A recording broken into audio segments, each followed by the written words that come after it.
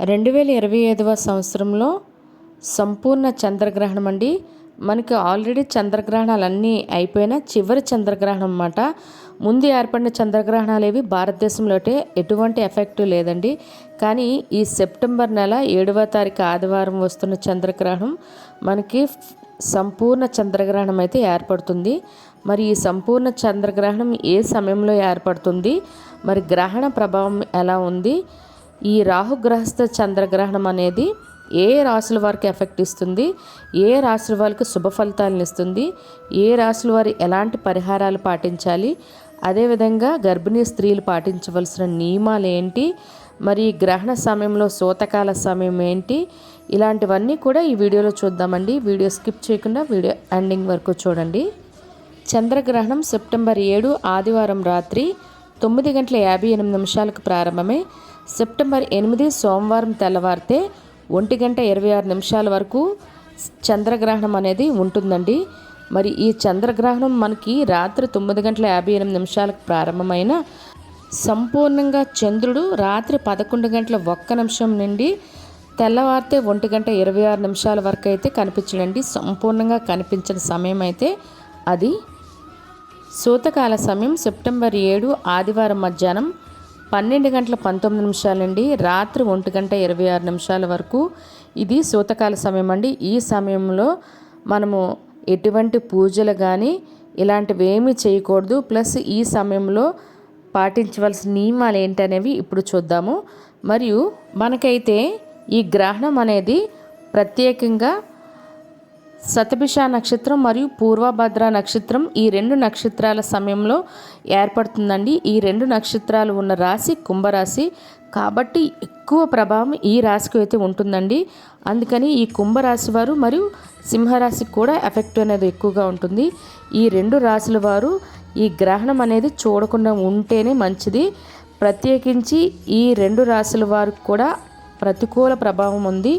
వీటితో పాటుగా మీనరాశి వృశ్చిక రాశికి కూడా పాక్షికంగా ప్రతికూల ప్రభావం అయితే ఉందండి. మరి అనుకూల ప్రభావం ఉన్న రాశులు అయితే వృషభ రాశి తులారాశి అండి. మరి మనం ముందు చెప్పుకున్న రాశుల్లో ప్రత్యేకంగా ఈ కుంభరాశి వాళ్ళైతే కుంభరాశి సింహరాశి వాళ్ళైతే గ్రహణం అనేది చూడొద్దండి. మరియు గర్భిణీ స్త్రీలు కూడా గ్రహణం అనేది చూడకూడదు. మరి గ్రహణ నియమాలు ఏ సమయం నుండి పాటించాలి? గర్భిణీ స్త్రీలు మధ్యాహ్నం 12 లోపు భోజనం అనేది చేయవలసి ఉంటుందండి. లేదు మేము ఆకలితో ఉండలేము అనుకునే వాళ్ళు రాత్రి 6:30 నుండి 7 లోపు ఈ సమయంలో భోజనం చేసేస్తే సరిపోతుందండి. మరి అదేవిధంగా గర్భిణీ స్త్రీలు కూడా ఈ గ్రహణాన్ని అయితే చూడకూడదు. మరి ఈ సమయంలో గర్భిణీ స్త్రీలు చేయకూడని పనులు అంటే ఏమైనా కటింగ్లు చేయడాలు, మనం ద్వారాలు కిటికీల మధ్యలో ఉండి గ్రహణాన్ని చూడడం ఇలాంటివి చేయడం అస్సలు మంచిది కాదండి. ఆ గ్రహణం తాలూకా కిరణాలు అయితే ఏమున్నాయంటే మనకి చీకటి అయిపోతుంది కానీ ఆ ఎఫెక్ట్ అనేది ఉంటుంది కదా, ఆ ఎఫెక్ట్ అనేది తగలకుండా చీకటి గదిలో ఉండేలాగా ఉంటే సరిపోతుందండి. మనకి ఎలాగా రాత్రి సమయం కాబట్టి చక్కగా మనం ముందుగా తొందరగా నిద్రపోతే బాగుంటుంది. ఆ సమయంలో అయితే నిద్రపోవడం మంచిదన్నమాట.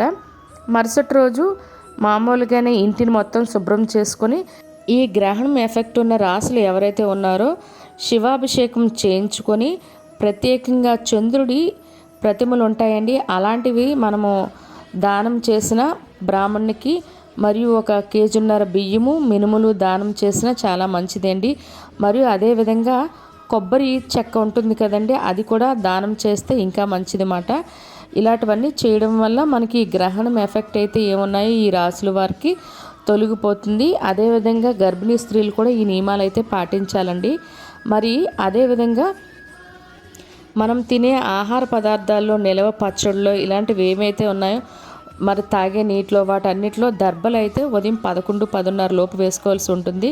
మరి ఆ రోజు పూజ చేసుకోవచ్చా? ఉదయం 11 గంటల లోపు మనం ఉదయాన్నే చేసేస్తాము. ఆ రోజు ఉదయాన్నే అయితే పూజలు చేసుకోవచ్చు. గుళ్ళు అవనియండి, ఇంకేమైనా క్షేత్రాలు అవనియండి, అన్నీ ఉదయం పూజలు అవుతాయి. ఇంక తర్వాత నుండి మరుసటి రోజు ఉదయం వరకు ఇంక పూజలు అయ్యి అవ్వండి, అన్ని గుళ్ళు కూడా క్లోజ్ చేసేస్తారు. కాబట్టి ఉదయం 11 లోపు అయితే పూజలన్నీ చేసుకోవచ్చండి. మీకు ఈ వీడియో మీద ఎటువంటి డౌట్స్ ఉన్నా కింద కామెంట్ బాక్స్లో కామెంట్ చేయండి, తప్పకుండా రిప్లై ఇస్తాను.